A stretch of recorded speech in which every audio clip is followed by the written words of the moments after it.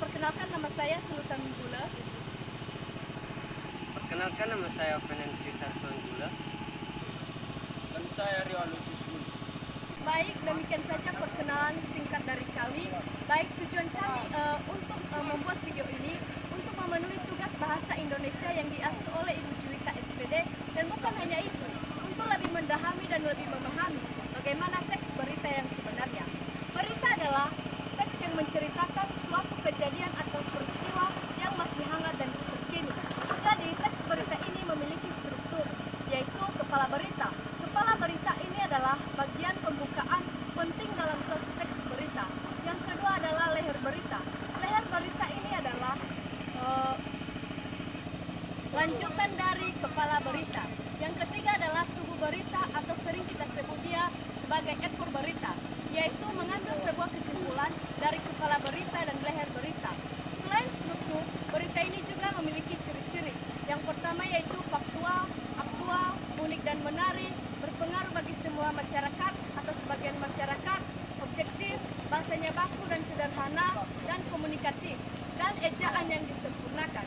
Selain ciri-ciri, berita ini juga memiliki unsur-unsur, di mana unsur-unsur ini terbentuklah namanya suatu berita.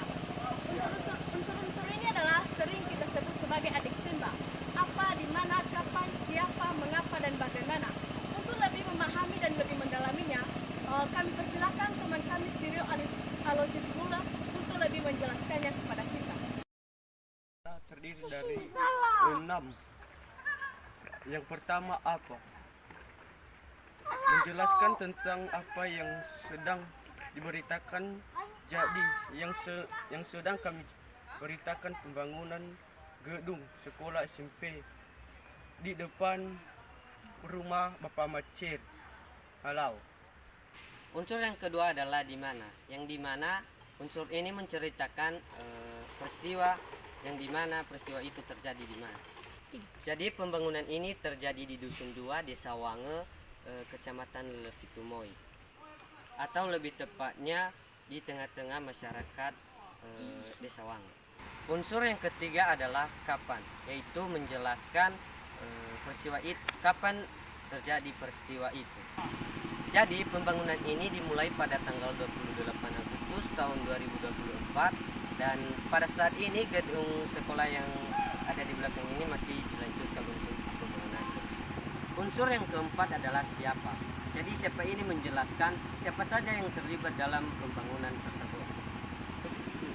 Jadi yang terlibat dalam kejadian tersebut, yang pertama pemerintah, kedua Apradesa, ketiga tukang, dan keempat warga setempat.